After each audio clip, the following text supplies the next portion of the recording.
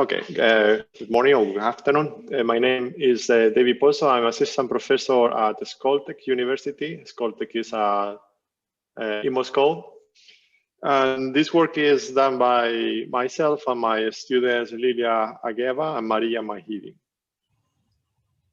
So I'm going to talk to you about this coordination between TSO and DSO. And the motivation is, if we look at the traditional grids, we see like these traditional grids were mainly unidirectional, and the section of the distribution was somehow very non-proactive, not really flexible at all.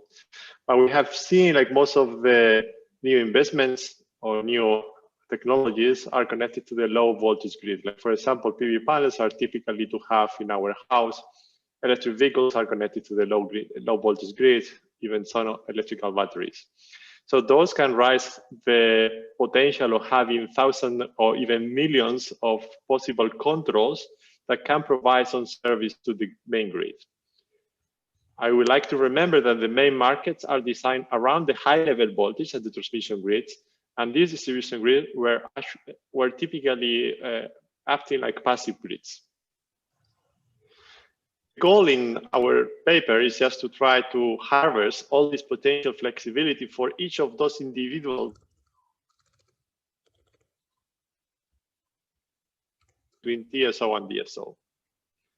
Here on the right, I have a very simplified version of what I want to do, what we did in our paper. Just to, if we look at the point of common connections and we define what is the active and reactive power interchange in the substation, typically we have one point which is representing the minimal operational cost or minimal losses of the grid. But we having all this potential flexibility, so we can somehow increase the power, active power, if it needed, or decrease. And the same we can also do for the reactive power. We see like the aggregation of all those elements can represent some flexibility domain. Even this flexibility domain can be in some consumption mode or even generation mode. So we would like to have all this aggregated information and the TSO-DSO interface. Well, there are here some previous reference. This is not exhaustive number of reference, but I would like to mention even there are some H2020 projects that try to understand better how to do this interface between TSO and DSOs. The main goal of this study is just to find the potential flexibility of active distribution network that can offer to the TSOs. And in particular, we will focus on a method and to try in 4 classical OPF formulations. So let me start with the basic core of mathematical models. So we use optimal power flow, which minimize cost, subject to classical constraint of power flow equations, Kirchhoff laws, technical limits, and some boundary condition of the substation. Of course, there are different ways for modeling that. We know like classical nodal power flow, it's what is also called AC-OPF, which is nonlinear and non-convex. There is another approach for distribution grid, which is called DistFlow, which rely on the branch power flow equations and was presented or introduced in '89. And we have presented a convexification of this flow, which is a relaxation of this problem, which are now kind of popular in our system community. And the last one is the LinDistFlow, which is a linear programming problem, which is very simple to solve.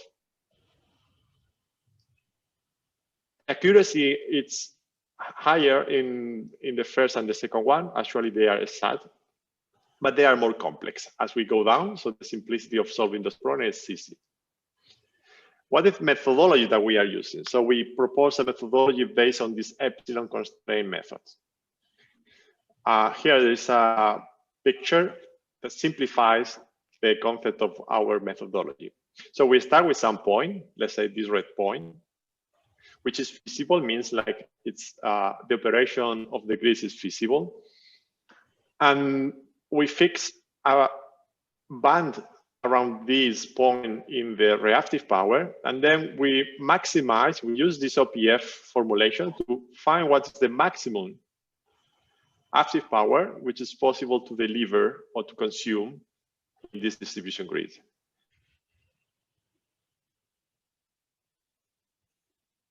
When we minimize will be the maximum active power that can deliver to the main grid or to the TSO.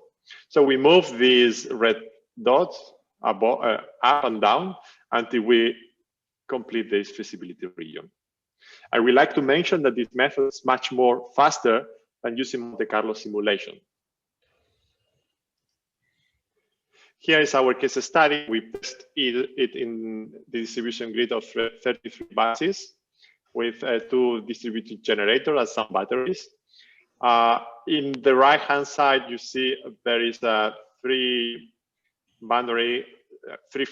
regions, and the red one, it is representing the feasibility region of the AC-OPF and DistFlow. Both of them, they are the same, but different formulation. It is clear here on the left that the time consumed for solving this problem for the AC-OPF and DistFlow is more than half. It's almost one third. Well, it's much more less than the AC-OPF. Then we observe like the relaxation in green. It is a very bad approximation for the true feasibility region, while the LinDistFlow actually works pretty close. So it's not exactly, but it works pretty close. So we see here we need only 2.3 seconds. Well, the LinDistFlow, it's the assumption under LinDistFlow, it's not considering some losses. So this is why you see these limits so clean on some vertical lines that we don't have in the true one. Well, we have tested this with a different configuration, for example, like adding batteries, adding some capacitor, etc. So every time that we add in new devices or technologies, so we are able to increase this feasibility regions. It is worth to mention that here 0 positive value means consumption, negative value means injection to the TSO, to the transmission grid.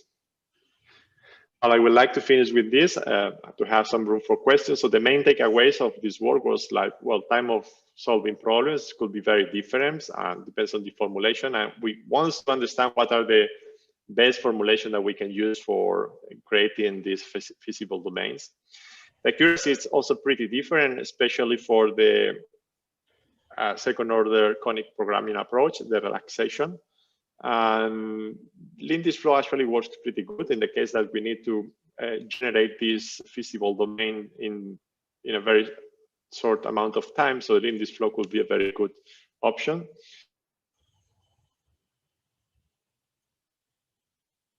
But I will finish here and then I open the room for any question. And thank you for your attention. Thank you very much, David.